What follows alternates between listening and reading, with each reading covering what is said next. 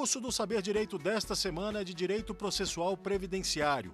Você vai aprender sobre as dificuldades do processo de previdência, teses em benefícios por incapacidade, sobre segurado e aposentadoria especiais e, além disso, assistência social na jurisprudência. As aulas são com a professora Maria Fernanda Virte. Olá, sejam todos bem-vindos de volta e hoje nós chegamos na nossa quinta aula e hoje vamos falar sobre benefícios assistenciais.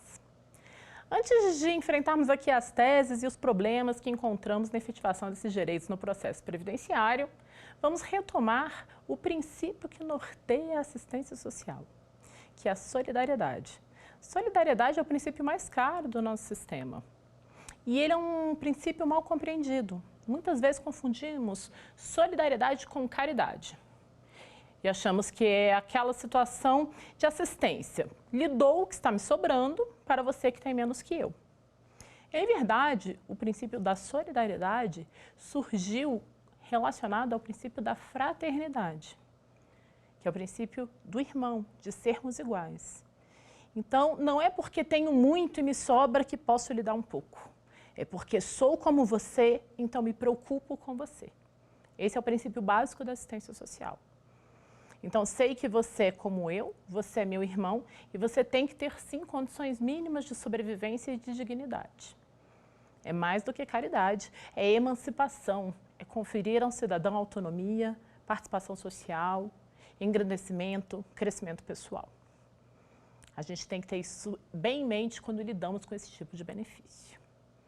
A Lei de Assistência Social veio em 1993, trazendo a previsão de uma prestação no valor de um salário mínimo para o idoso acima de 65 anos de idade, seja ele homem ou mulher, ou a pessoa com deficiência. Então, temos uma população assistida vulnerável, tanto os idosos, que estão sem possibilidade de colocação em mercado de trabalho, e as pessoas com deficiência, que também não conseguem, com a sua força de trabalho, conseguir garantir a sua manutenção por si só, por isso contam com a ajuda desse fundo solidário e uma ajuda do Estado para manter a sua integridade. Quais são, então, os critérios para a concessão desse benefício? O primeiro critério dele é econômico. Como que vamos aferir o critério econômico de alguém que está em estado de necessidade? O que define alguém em estado de necessidade? O legislador trouxe um critério prévio, e o critério eleito pelo legislador é aquele que tem renda familiar menor que 1/4 de salário mínimo. Então, via de regra, como fazemos a análise?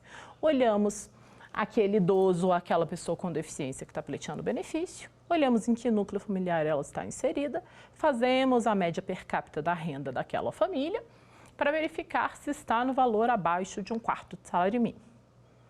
O que parecia simples não é tão simples assim. No processo previdenciário, vamos encontrar algumas dificuldades. Primeira dificuldade, afinal de contas, o que é família? Como eu disse para vocês, nós confundimos muitas vezes a solidariedade com uma espécie de assistencialismo, uma espécie de caridade, e não é bem assim que funciona. Muitas vezes há uma confusão na análise judicial do benefício assistencial e entende-se assim: olha, este idoso realmente não tem renda, mas vejo aqui que ele tem 6 filhos, todos os filhos empregados, um filho até servidor público. Esses filhos podem ajudar esse pai, aliás, esses filhos devem ajudar esse pai. Não é isso? Não tem a obrigação constitucional dos filhos assistirem aos pais idosos? Então, este idoso não precisa de assistência, vamos guardar esse benefício para outro que precise mais. E não é bem assim que funciona. O núcleo familiar não pode ser subentendido, ele ficou bem delimitado a partir de 2011 pelo legislador, porque realmente era um conceito que trazia confusão. Quem é então o núcleo familiar que eu posso observar? Os pais, e aí estamos também falando de padrasto e madrasta, se for o caso. Os filhos, ou enteados, ou crianças tuteladas, desde que solteiros, e o legislador é expresso, desde que solteiros. Os irmãos solteiros que vivam no mesmo teto, no mesmo ambiente do idoso ou da pessoa com deficiência. Então, não podemos fazer avaliações do quanto os filhos que são casados, que moram em outras residências, ganham ou deixam de ganhar. O que a gente vai avaliar é aquele pequeno núcleo familiar.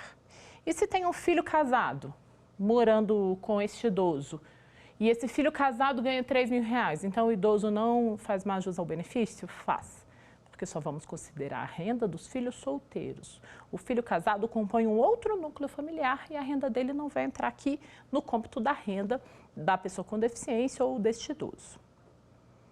E se esse idoso mora com um neto, que é um menor tutelado por ele, e esse neto está fazendo um estágio, a renda desse neto vai contar? Não conta. Renda de estágio ou de menor aprendiz não conta também no cômputo da renda familiar para fins de concessão de benefício assistencial.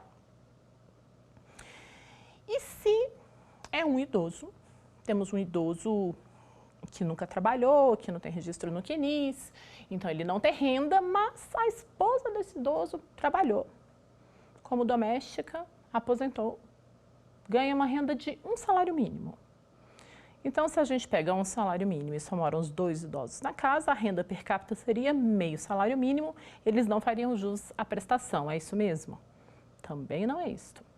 Quando temos um idoso na casa, ou qualquer um outro membro do núcleo familiar, que receba um benefício, seja ele assistencial ou previdenciário, então pode ser outro membro da família que receba benefício assistencial ou um membro da família que receba aposentadoria, desde que no valor de um salário mínimo, nós não vamos computar o valor desse benefício no valor do salário mínimo.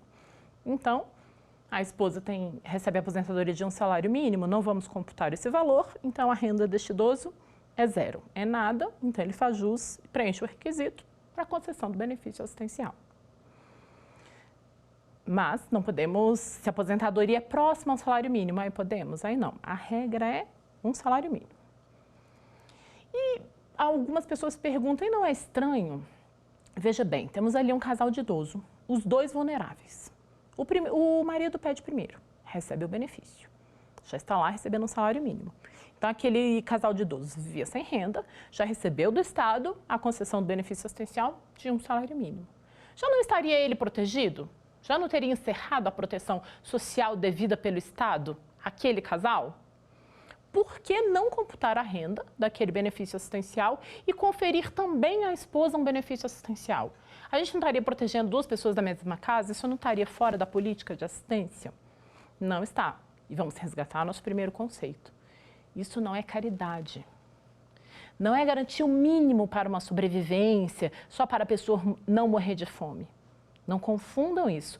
O Brasil tem outras políticas de prestações exatamente para aquelas pessoas que estão ali na linha da pobreza e precisam se alimentar. O benefício assistencial é uma outra política. E nesta política, a gente não quer só garantir a sobrevivência do indivíduo, a gente quer lhe conferir autonomia. Isso é dono de si mesmo, aquele que pode, pelo menos, prover suas necessidades básicas. Então, sim, a esposa pode receber um benefício assistencial e o seu cônjuge também, sem nenhuma dificuldade. E se esse casal, imaginemos agora outra situação, o casal vive da seguinte maneira, dois idosos, tem um filho que mora com eles, solteiro, que trabalha, e esse menino ganha R$2.100 no emprego dele. Então, eu pego os dois idosos não têm renda, o filho ganha R$2.100, R$2.100 dividido por 3, a renda é R$700 por cabeça, muito mais que um quarto do salário mínimo, que hoje está aí por volta de R$250, né? Então, esse casal não está em estado de vulnerabilidade, podemos simplesmente fechar os olhos para eles? Também não é assim. O Superior Tribunal de Justiça já analisou essa questão e já há algum tempo está pacificada a seguinte orientação. Quando nos deparamos com um cenário de concessão de benefício assistencial judicial, primeiro critério que vamos olhar são os legais. Pessoa com deficiência, idoso. Preencher um desses dois requisitos? Segundo requisito. Renda. Qual é o critério do legislador? A renda tem que ser menor que um quarto do salário mínimo. Vamos olhar a renda do núcleo familiar. Deu menos que um quarto do salário mínimo? Pronto, encerra-se aí a análise, concede-se o benefício, porque presume-se absolutamente a necessidade deles e então estão preenchidos todos os requisitos. Neste caso que estávamos analisando, não. A renda era maior que um quarto, né? A renda chegava a R$700, bem maior que um quarto do salário mínimo. Então, já indeferimos? Aí não indeferimos. O que o STJ falou? Nesse momento, você vai analisar as condições sociais que esse núcleo familiar tem enfrentado. E o que são essas condições sociais? Por exemplo, esses dois idosos são portadores de moléstias, que acabam gerando um custo muito grande de tratamento, com fralda, com medicamento, precisam pagar alguém para olhar e fazer companhia aos idosos enquanto o filho está lá trabalhando. Eles não moram em casa própria, eles moram de aluguel. Eles têm muitas despesas e a gente soma toda a despesa daquele núcleo familiar e nem sequer consegue entender como que conseguem sobreviver com aqueles 2.100 do filho. Então, aquela renda que abstratamente, quando olharíamos ali no processo, sem nenhuma perícia social, só o valor, R$700 por cabeça, a gente pensa que é suficiente. E aí o processo judicial se abre para uma perícia social onde a verdade e a realidade daquele casal é melhor retratada. E nessa retratação a gente vê que, na verdade, eles estão em estado de vulnerabilidade e contingência extrema, porque as despesas deles, inclusive, excedem o valor do salário que este menino ganha hoje, mais de 2.100. A despesa deles é muito maior que isso. Eles estão em estado de vulnerabilidade, não conseguem manter por si só a própria subsistência, fazem jus ao benefício assistencial no valor de um salário mínimo. O Supremo Tribunal Federal já tinha julgado a constitucionalidade dessa fixação de um quarto de salário mínimo para anos mais tarde rever seu entendimento e entender da mesma maneira que o Superior Tribunal de Justiça, que aquele valor de fato não era suficiente para dizer que só pessoas abaixo daquilo estavam em estado de necessidade. Temos certeza absoluta que quem ganha menos de um quarto de salário mínimo por cabeça está em estado de necessidade. Este vai sempre fazer jus ao benefício e nem vamos analisar outras questões. Mas aquele que ganha mais não significa que não está em estado de contingência. E é por isso que o processo vai ser sempre analisado caso a caso e vai exigir do juiz sensibilidade. Sensibilidade para resgatar todo esse princípio de solidariedade, o conceito que envolve um benefício assistencial e o que, afinal, estamos garantindo àquele indivíduo, que é autonomia muito mais do que mera sobrevivência. Não é só a alimentação que estamos conferindo àquele indivíduo. Bom, voltamos. O conceito de renda já entendemos. E o conceito de pessoa com deficiência? Afinal, como caracterizar a pessoa com deficiência para fins de concessão de benefício assistencial? Para evitar interpretações difusas, para que não houvesse tanta dúvida a respeito da situação, o legislador alterou também a Lei de Assistência Social para trazer uma definição mais clara do que seria a pessoa que faria jus a esta prestação. E está bem definido ali no artigo 20 da Lei de Assistência, no parágrafo 2º. Vou reproduzir com vocês. Pessoa com deficiência é aquela que tem impedimento a longo prazo de natureza física, mental, intelectual ou sensorial, a qual, com interação com uma ou mais barreiras, pode obstruir sua participação plena e efetiva na sociedade, em igualdade de condições com as demais pessoas. Veja como a situação é complexa e como vai ser um desafio no processo judicial. Quando estamos ali trabalhando com o processo previdenciário, usualmente estamos trabalhando com segurados que trabalham. E normalmente quando fazemos uma perícia clínica, uma perícia médica, em âmbito previdenciário, estamos analisando capacidade laboral. Quando estamos falando de benefício assistencial, não vamos falar de capacidade laboral. Nós vamos falar de impedimento para uma vida social plena em igualdade de condição com os demais membros daquela sociedade. Veja que a análise passa muito mais da análise clínica e entra diretamente numa análise social. Qual a maior dificuldade que vocês vão enfrentar com este benefício na via judicial? Exatamente o conceito de impedimento e a confusão entre deficiência e capacidade, que são coisas distintas. Incapaz, em termos previdenciários, é aquele que não pode exercer atividade laboral. Impedimento para concessão de benefício assistencial é aquele que não tem condições de concorrer igualmente com os demais em sociedade. Isto é, via de regra, como uma pessoa sobrevive em uma sociedade? Com a sua força de trabalho, não é isto? Eu vou crescer, criar algum tipo de habilidade para exercer algum tipo de profissão e a partir disso que eu vou sobreviver, pagar as minhas contas até o dia final de uma aposentadoria. E aquelas pessoas que não têm uma capacidade de trabalho plena, que nunca conseguirão, ainda que com muito esforço, concorrer em um mercado de trabalho a ponto de ter uma atividade laboral que lhe garanta a sua sobrevivência. Essas pessoas vão ser só esquecidas por nós. Lembra que falamos na nossa primeira aula sobre segurança social? Que aquela incapacidade, aquela deficiência, aquele estado de necessidade de um indivíduo, na verdade, afeta toda a sociedade. É por isso que desenhamos o benefício assistencial. É para aquelas pessoas que não têm essa oportunidade de trabalhar e correr atrás e sobreviver do seu próprio esforço, não fiquem à mercê da sorte, abandonadas à morte. Então, a gente concede o benefício. Essa análise, então, vai ser assim, impedimento social junto com algum aspecto clínico, intelectual ou sensorial. O que a gente costuma ver no processo judicial é que faz-se uma análise primeiro de capacidade laboral. O perito, então, faz a perícia e fala, olha, ele pode exercer algumas atividades leves. Estou vendo aqui que ele tem um comprometimento das pernas, um comprometimento da coluna, mas ele pode trabalhar em escritório sentado, ele está bem. Mas não é isso que estamos analisando. A parte clínica é uma delas. Falta a segunda etapa da perícia. E é isso que tem que ficar bem claro na perícia judicial quando você estiver dentro do processo previdenciário. Falta a segunda parte, e a segunda parte é social. Essa limitação que ele tem nas pernas causa alguma outra barreira, algum outro impedimento para ele conseguir trabalhar? Se não causar, tudo bem, não faz. Agora imagine uma situação outra. Imagine uma pessoa que tem uma limitação severa das pernas, da coluna, e tudo que ela pode desenvolver de capacidade laboral é isso, é sentar-se em um computador e fazer trabalho de escritório.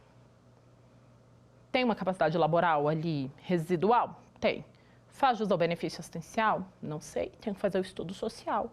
Então, vamos fazer o estudo social desse indivíduo. Se é um indivíduo que mora aqui em Brasília, tudo bem, é capaz mesmo que ele encontre emprego em alguma empresa e trabalhe e está tudo bem.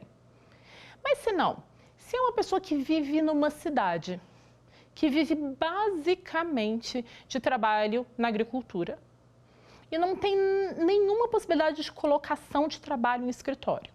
É uma cidade extremamente agrícola, que só tem feiras mesmo, mais trabalhos braçais, não tem nenhuma possibilidade desse tipo de inserção, porque não tem posto para isso na cidade.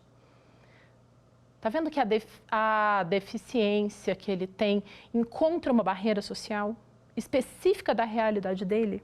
E é essa realidade de cada um, é essa particularidade de cada um que vai ter que ser buscado e é o grande desafio do processo previdenciário quando falamos de benefício assistencial. Vamos tentar ver até quanto absorvemos do benefício assistencial até aqui. Eu vou chamar uma das nossas perguntas, vamos tentar resolver.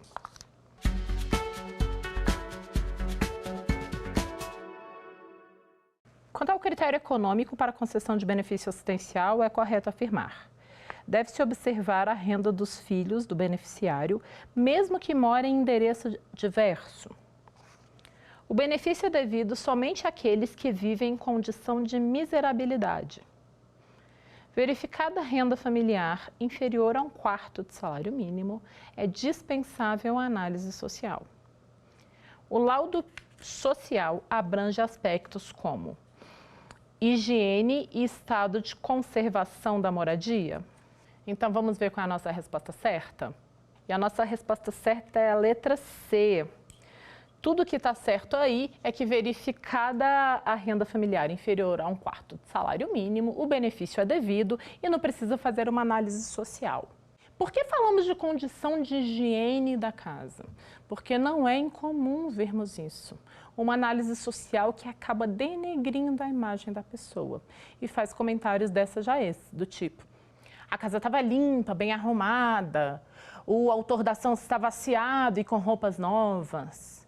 Esse conceito de exigir de alguém degradação pessoal, de exigir que a pessoa more em uma casa em estado de degradação, não está na lei, não foi contemplado pelo nosso legislador, nem pode ser acolhido pelo judiciário. Não é isso que queremos, não é miserabilidade, não é absoluto desespero. O indivíduo tem de ter apenas um estado de necessidade por não poder prover seu próprio sustento com a força do seu trabalho. É idoso, não tem renda, o Estado lhe provém. Tem deficiência e uma barreira que não lhe permite uma inserção em mercado de trabalho com uma concorrência justa com os demais membros da sociedade, vai fazer jus ao benefício. Então, não falemos nunca em miserabilidade e não vamos falar de condições de higiene ou se a casa estava pintada ou não, porque não é isso que estamos analisando. O que temos de analisar é o quanto este núcleo gasta, o quanto este núcleo recebe e se aquela renda, o que sobra daquela renda, ou que apresenta entre despesa e alguma renda que eles conseguem captar com algum tipo de atividade, é capaz ou não de determinar uma sobrevivência digna, veja bem. Não é estado de indigência, é uma sobrevivência digna onde o indivíduo mantém a sua própria autonomia. Certo? Ainda sobre o conceito de solidariedade. O que falamos aqui é que o benefício assistencial está intrinsecamente relacionado ao princípio maior da Seguridade Social, que é a solidariedade, que significa dizer somos todos uma única sociedade, somos todos iguais e queremos o bem-estar de todos igualmente. E agora, então, vamos imaginar uma outra situação. Imaginemos que um imigrante chega no país, vindo de algum país, pode ser um país vizinho ou um país distante, não temos limitações de fronteiras. Enfim, está aqui o estrangeiro no nosso país, em estado de necessidade. Ou porque tem uma deficiência que não lhe permite a integração social, ou porque tem mais de 65 anos, certo é que ele está no estado que se relaciona com os requisitos do benefício assistencial, não está conseguindo garantir sua sobrevivência com a sua própria força laboral. E aí ele faz jus a esse benefício ou não faz jus a esse benefício? Não é um brasileiro, é um estrangeiro, vindo de qualquer outro país. Qual seria a resposta para isso? A legislação não diz o benefício é devido a brasileiros, não há essa distinção. Mas há uma presunção de que o sistema, foi delineado para a nossa sociedade. Esse tema controverso foi trazido ao Supremo Tribunal Federal e, em sede de repercussão geral, acabou se reconhecendo que o benefício é extensivo a todos, inclusive aos estrangeiros residentes no nosso país. O que funda esse julgado, o que funda essa orientação é exatamente o nosso princípio maior de solidariedade, de não fazermos nenhum tipo de discriminação e nem discriminação por conta da nacionalidade. Se ele está em solo brasileiro, se é aqui que ele mora, se ele tem mais de 65 anos, uma renda inferior a um quarto de salário mínimo, ou uma renda superior, mas um laudo social que comprova a sua vulnerabilidade. Se é uma pessoa com deficiência prolongada e não consegue se manter, também preenche o requisito econômico, por que lhe negaríamos assistência? Porque não é brasileiro? Porque não nasceu no nosso solo, mas mora no nosso solo. É da nossa sociedade. E vamos o ver, sim, com o princípio da fraternidade. E vamos acolhê-lo, e ele vai receber o benefício assistencial e ser amparado como todos os brasileiros em estado de necessidade seriam aqui no nosso país. Outro aspecto relevante que vamos enfrentar ainda no processo previdenciário quando falamos de benefício assistencial. O benefício assistencial tem o mesmo aspecto temporário dos benefícios por incapacidade. Lembra da nossa aula 2, quando estudamos auxílio-acidente, auxílio-doença e aposentadoria por invalidez? Todos esses benefícios são apenas temporários. Lhe é concedido hoje, mas de tempos em tempos o INSS vai lhe chamar para fazer uma nova perícia e verificar se realmente continua em estado de contingência, em estado de incapacidade, estado clínico. Benefício assistencial é a mesma coisa. A lei já prevê, a cada 2 anos esse benefício vai ser revisto. Ele é apenas temporário, não é definitivo. A cada 2 anos faz-se um novo estudo. No caso da pessoa com deficiência, vai fazer um novo estudo clínico, porque pode ser mesmo que com o tempo alguma coisa tenha evoluído e melhorado na condição clínica dele. E vamos fazer também um estudo social, um estudo de como aquele grupo familiar está de renda e como ele tem se desenvolvido. Porque pode mesmo acontecer. Por exemplo, o benefício assistencial foi concedido ali quando uma mulher que tinha 40 anos, com deficiência, tinha 2 crianças pequenas, o benefício foi concedido, essas crianças vieram crescendo, são solteiras, moram com a mãe, estudaram, estão bem empregadas, boa renda, podem prover a família não está mais em estado de necessidade. Acabou o risco social, o benefício pode ser cancelado. É isso que temos que ter em mente também. E ainda consagrando a solidariedade. Cancelamos aqui porque essa família está em estado de contingência e esse valor volta aos cofres para ajudar uma outra família que provavelmente logo estará em estado de contingência. Então, e se eu conseguir na via judicial? Se eu fui lá no INSS, passei pela perícia, o INSS não deferiu o benefício, então contratei advogado, fui para a via judicial, tem uma sentença transitada em julgado, me garantindo o benefício assistencial. Posso ficar com ele para sempre? Também não. Lembra quando falamos da flexibilização da coisa julgada? Que temos que encarar a relação previdenciária, e agora estamos falando de relação assistencial no âmbito de seguridade, como algo transitório, algo que está sempre se movendo, algo que está sempre sendo afetado pelo tempo.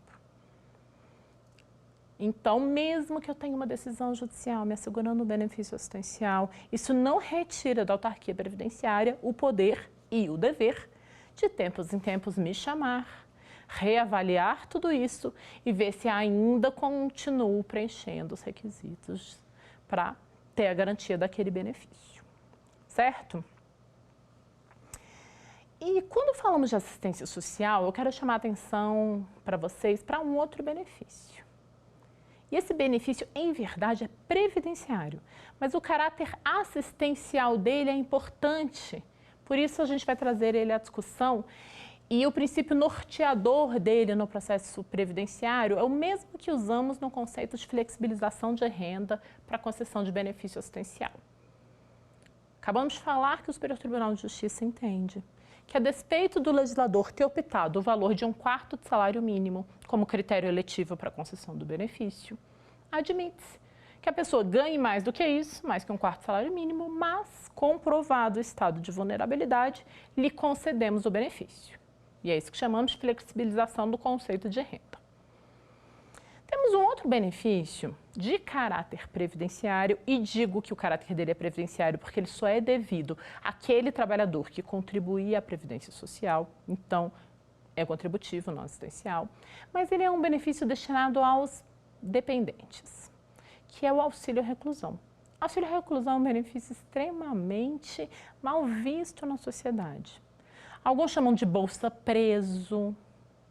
Muitos se acham um absurdo ajudar uma pessoa que está presa, que é bandido. Esta é a nossa visão, não é isso? É um benefício cercado por preconceito. Primeiro, vamos entender o que é auxílio-reclusão. Auxílio-reclusão só é devido àquela pessoa que era trabalhador, que contribuía à Previdência Social e está preso, está recluso. E todos os reclusos têm direito? Não. O Estado elegeu um grupo ainda mais vulnerável. E o Estado define que esse benefício só é devido às famílias de baixa renda. Isto é, ele só vai ser devido para aquelas famílias que já viviam em estado de vulnerabilidade, que já têm uma renda muito baixa. Então, já é sabido que aquelas famílias já viviam em sacrifício. E aí, quando o provedor dessa família é preso, está recluso e já não pode mais garantir o sustento deles, lhe garantimos um benefício que é o benefício de auxílio-reclusão. Então, ele é um benefício previdenciário, mas ele tem esse espírito assistencial, o espírito de assistir, de acolher aquela família que já vivia em estado de contingência. O termo família de baixa renda é definido por lei. A lei define a cada ano quanto significa ser baixa renda. Acredito que neste ano que estamos, o valor do baixa renda é próximo de R$ 1.400. Então, todas aquelas famílias que têm uma renda de R$ 1.400 para baixo estão em situação de baixa renda. Isso é a situação de grave vulnerabilidade. E quando o segurado foi preso, está lá recluso, e ganhava R$ 1.500 no dia que foi preso. Então, essa família não vai ser assistida, não tem amparo nenhum, porque tinha que ser 1.400. Transportando o mesmo pensamento utilizado na análise da vulnerabilidade para concessão de benefício assistencial, onde o STJ admite que mesmo a renda sendo maior que 1/4 do salário mínimo, eu posso conceder o benefício. O STJ transportou esse mesmo pensamento para o auxílio-reclusão. E falou, olha, quando há uma diferença entre o que se considera legalmente baixa renda, muito próxima à renda do trabalhador, o juiz pode analisar outros fatos, outras questões. Analisa um pouco do cenário em que está mergulhada a família e os dependentes desse segurado recluso e veja se não é possível flexibilizar o conceito de renda, exatamente para não negar proteção a quem precisa. Claro que o legislador precisava escolher um critério econômico. A gente não podia deixar isso de uma maneira tão discricionária. Qualquer valor poderia, não é assim. Mas nós temos que confiar no arbítrio e no convencimento do juízo. Quando a gente fala em flexibilizar conceitos de renda, não significa que então, agora está bagunçado, tudo vai ser permitido. Não é isso. Temos que confiar, e isso de fato acontece, tanto na sensibilidade no juiz, quanto na seriedade, no compromisso e na análise técnica do judiciário. O judiciário vai analisar caso a caso e é preciso analisar caso a caso. Nós temos, às vezes, medo disso, né? A gente pensa, mas a lei já definiu como é. O julgador pode ser o legislador, ele pode fazer o que ele quiser, pode falar algo que não está na lei. E não é bem isto. É que quando falamos em direito previdenciário, vamos lembrar e vamos resgatar os nossos primeiros conceitos. Estamos falando de direitos fundamentais, extremamente relacionados à sobrevivência de alguém. E o legislador não poderia prever todas as vicissitudes que se encontram na nossa sociedade. Via de regra, este é o critério, mas as vicissitudes são muitas. A história de cada um é irrepetível e é inigualável. Não poderia mesmo o legislador abarcar todas as opções. Por isso, o processo previdenciário exige um pouco mais de esforço criativo do juiz. E pode ser feito. Pode ser feito porque estamos tutelando direitos fundamentais e direitos fundamentais são mesmo contra-majoritários. Podem mesmo ser até mesmo contra os interesses das maiorias eleitas, das maiorias democráticas. Não há violação nisso. E nós não estamos perdendo nenhuma segurança jurídica. Ao contrário, estamos conferindo estabilidade social e consagrando os princípios que foram ali definidos na Constituição quando desenhamos o nosso sistema de seguridade social. Aliás, seria pouco crível acreditarmos que alguém que ganha R$ 1.430 está em estado de contingência, mas aquele que ganha R$ 1.500 não está. O juízo pode fazer esse exercício e também conceder auxílio-reclusão usando o conceito de critério de flexibilização do conceito de renda. Vamos puxar outra pergunta para testar até onde estamos indo?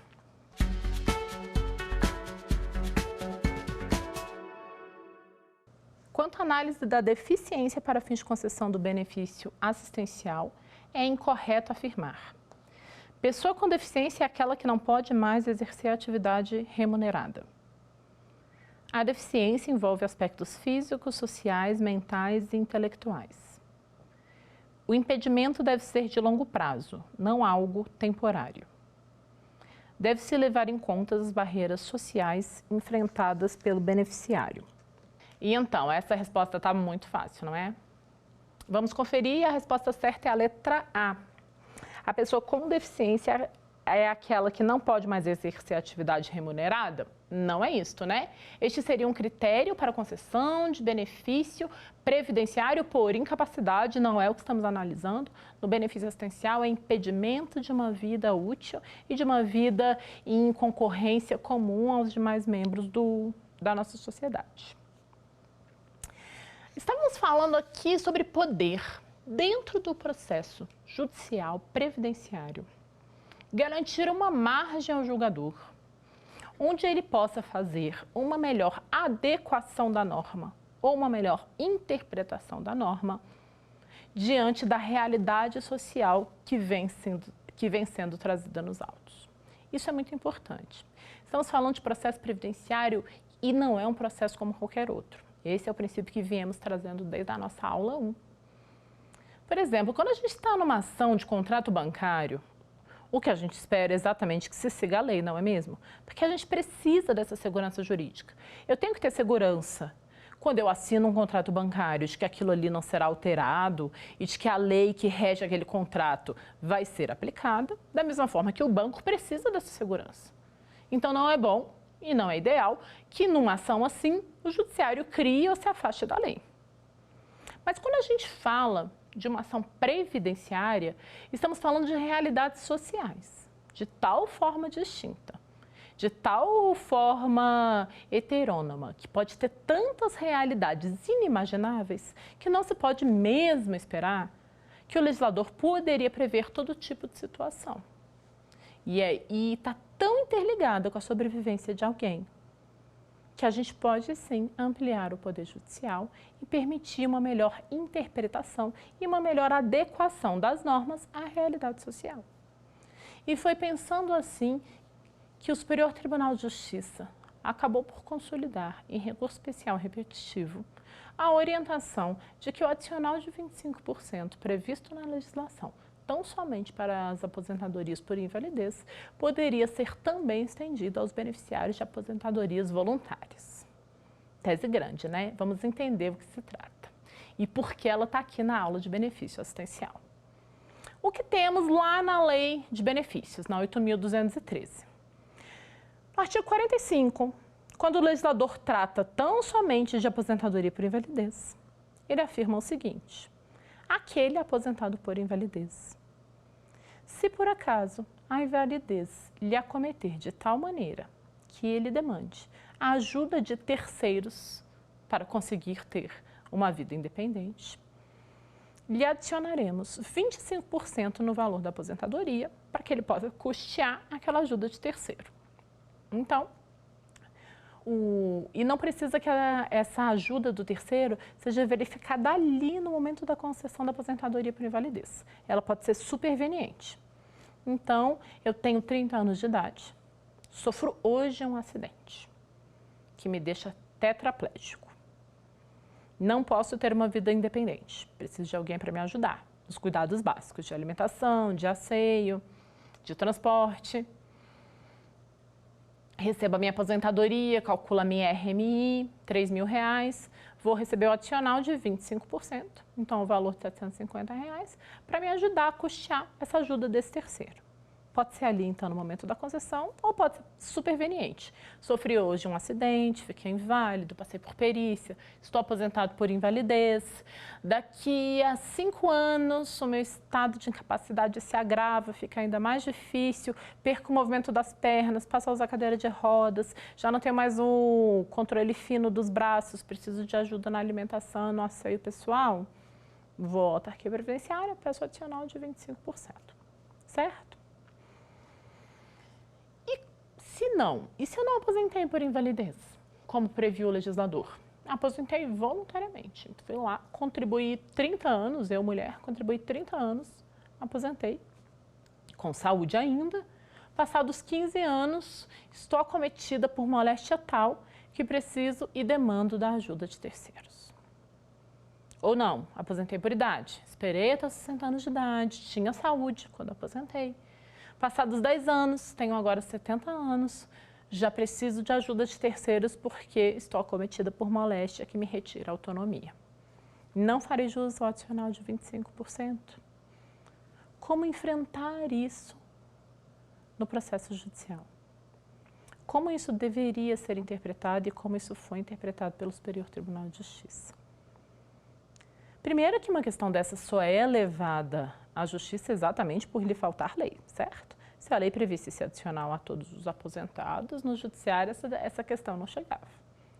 O fato é que faltava lei e precisávamos dar uma resposta a essa situação. Imagine só, uma pessoa que trabalhou apenas 12 meses e contribuiu 12 vezes para o sistema. E ela tem 20 anos de idade, sofre um acidente, precisa da ajuda de terceiros, vai fazer jus à aposentadoria por invalidez com adicional de 25%, tendo realizado 12 contribuições.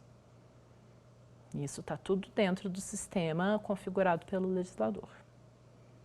No outro passo, aquele trabalhador que contribuiu por 35 anos, esperou implementar o requisito, aposentou, sofreu um acidente, demanda ajuda de terceiros, a ele lhe negaremos proteção. Se a nossa preocupação, e trouxemos ela na primeira aula, quando lidamos com processos previdenciários, com processos assistenciais, é o custo, é o custeio, é quanto vai exigir economicamente do Estado. Faz algum sentido aquele que menos contribuiu ter uma proteção maior do que aquele que mais contribuiu, que foi mais longe, que esperou até os 65 anos para aposentar.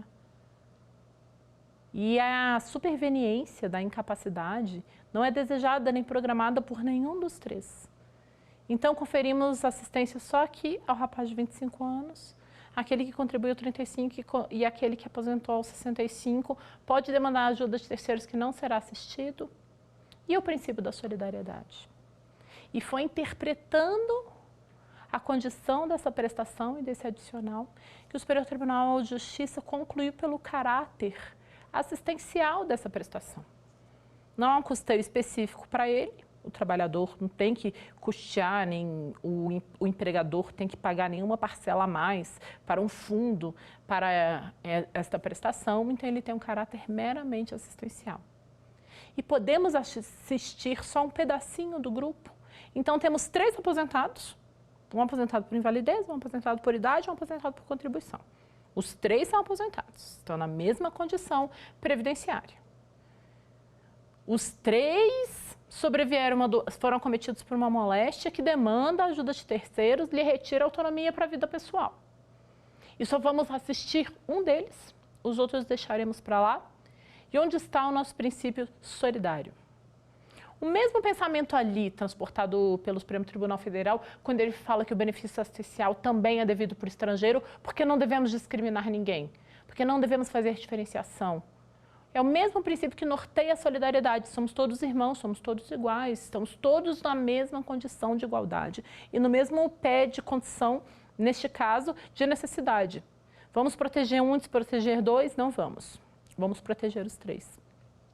O Superior Tribunal de Justiça, então, declarou assistencial o benefício conferido às aposentadorias por invalidez e, sendo ele assistencial, poderia ele ser transportado também às aposentadorias voluntárias, desde que se preencha o requisito necessário, que é comprovar invalidez de tal monta que demanda a ajuda de terceiro.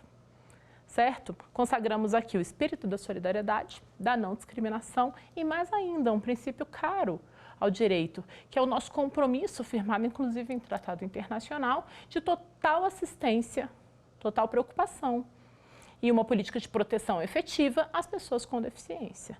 Aquele que precisa da ajuda de terceiro está numa situação de deficiência, precisa que o Estado lhe garanta algum tipo de valia maior, porque ele não tem condição mesmo de concorrer livremente com sua força laboral e sobreviver de outra maneira.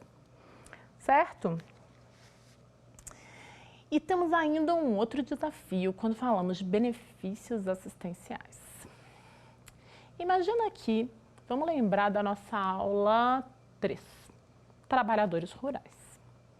Lembra que falamos que os trabalhadores rurais têm uma dificuldade comum de conseguir comprovar que trabalharam no campo durante toda a sua vida. Usualmente, São trabalhadores mais simples, de renda mais baixa, de vida mais modesta.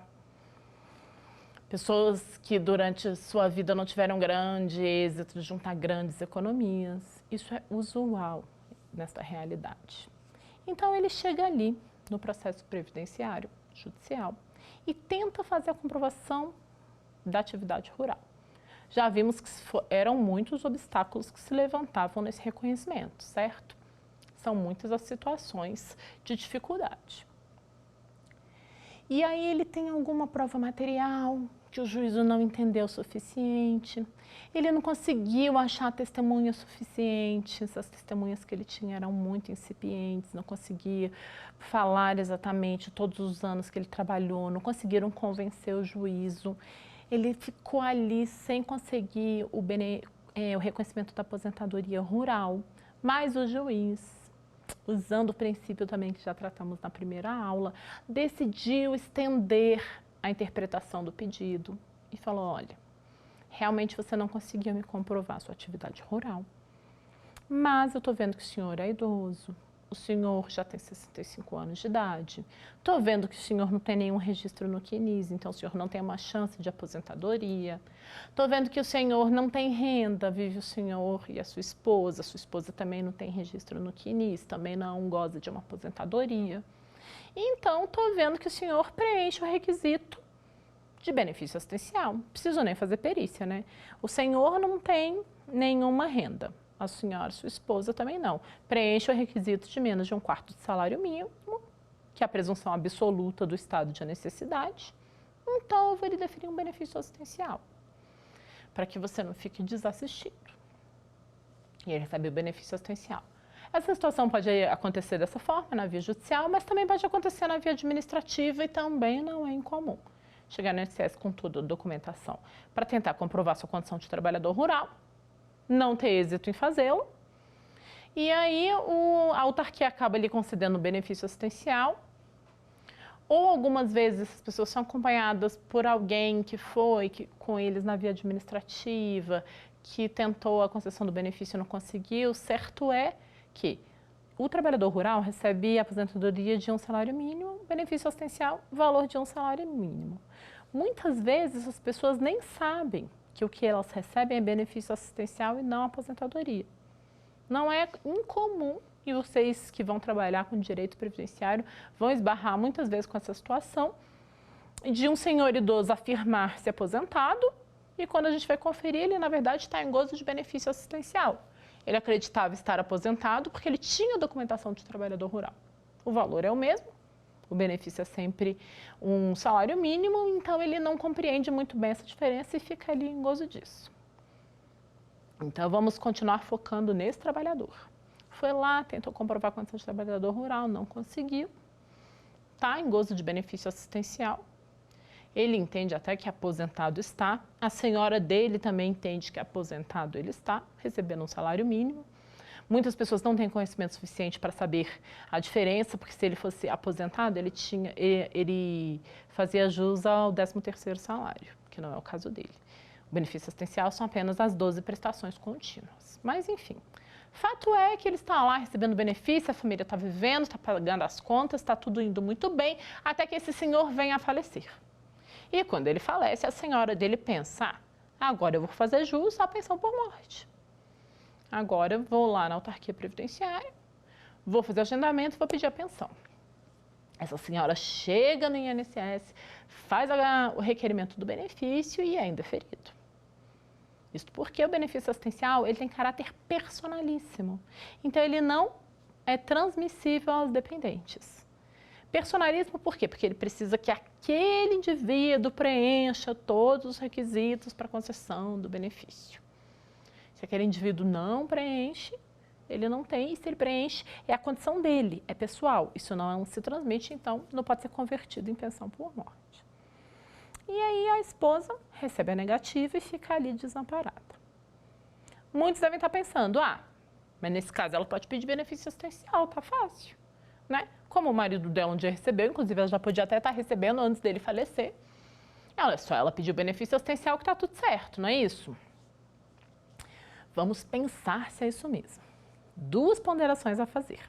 A primeira, a aposentadoria rural, e aí a pensão por morte dela decorrente, lhe seria mesmo mais vantajosa porque tem o 13º. E o segundo ponto, a gente já tratou quando tratamos de aposentadoria rural, de quanto é importante a valorização do trabalho rural. Tratar isso, a mesma coisa, recebe o benefício assistencial, importante é o valor, é diminuir todo o valor do trabalho daquele indivíduo no campo, transformando isso apenas numa questão de receber ou não receber um salário mínimo. E não é isso que estamos lidando. Esses pré-conceitos, esses conceitos ruins que temos sobre tanto faz, sobre valores econômicos, têm de ser abandonados para o processo judicial previdenciário andar como ele realmente deve andar. Então vamos abandonar esses preconceitos e vamos pensar que a gente tem que dignificar o trabalho deste senhor. E agora vocês têm o desafio, porque essa senhora, vocês já estão lá formados, estão advogando, e essa senhora chega no escritório de vocês e conta a história. O que fazer então? Como que a gente consegue reverter um benefício assistencial de caráter personalíssimo para uma pensão por morte em um processo previdenciário? É possível ou não é possível? É possível e essa situação vem sendo também enfrentada ali nos tribunais superiores. O Superior Tribunal de Justiça já teve oportunidade em vários casos de enfrentar a situação assim. E num processo como esse, nós vamos juntar muito do que falamos nas nossas 5 aulas. Vamos juntar toda a peculiaridade do processo previdenciário, como ele deve ser examinado com calma, com cautela e flexibilizando os conceitos naturais de processo civil. Vamos analisar a importância de dignificar o trabalho rural e vamos consagrar o princípio assistencial de autonomia e de reconhecimento do indivíduo. Então, nessa ação previdenciária, como que isso vai ser enfrentado e como que isso foi definido pelo Superior Tribunal de Justiça? Em uma ação em que o cônjuge, e aí não precisa ser necessariamente o cônjuge, pode ser um dos dependentes legais, tá?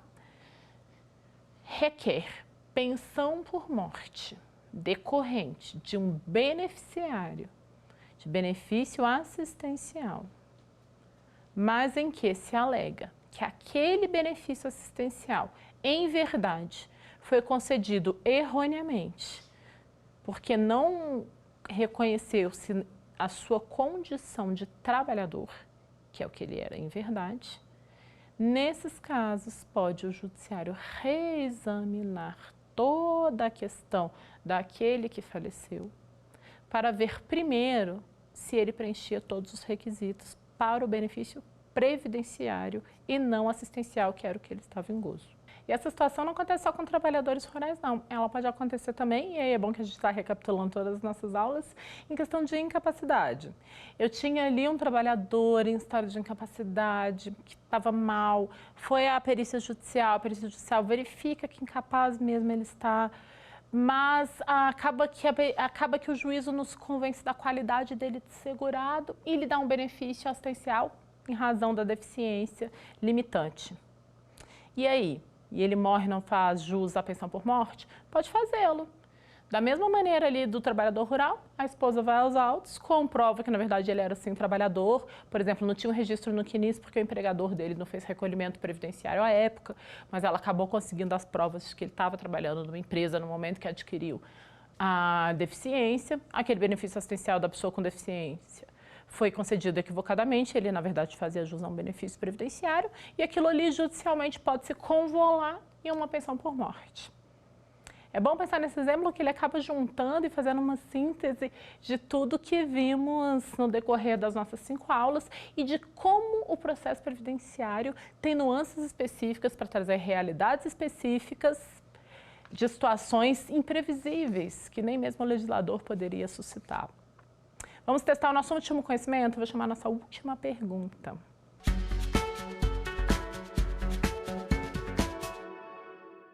Considerando o julgamento do STJ quanto ao adicional de 25% às aposentadorias voluntárias, assinale a alternativa incorreta. O benefício tem caráter assistencial, o benefício é devido somente pelo prazo de 2 anos e é admissível a extensão do benefício aos titulares de aposentadorias voluntárias. O STF tem afirmado que a questão é exclusivamente infraconstitucional. Vamos ver qual é a resposta certa? E a resposta certa é a letra B. O benefício não é devido apenas por 2 anos. O benefício é revisado a cada 2 anos. Então, ficamos por aqui. Foi um prazer. Vocês ainda terão muitos desafios no processo previdenciário. Eu espero ter despertado o interesse pela matéria e nós nos vemos por aí.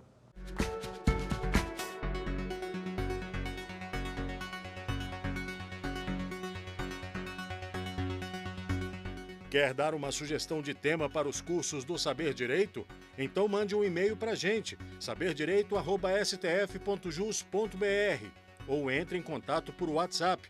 O número é esse que aparece na tela. Você também pode acompanhar as aulas pela internet. Acesse tvjustiça.jus.br ou o nosso canal no YouTube, TV Justiça Oficial.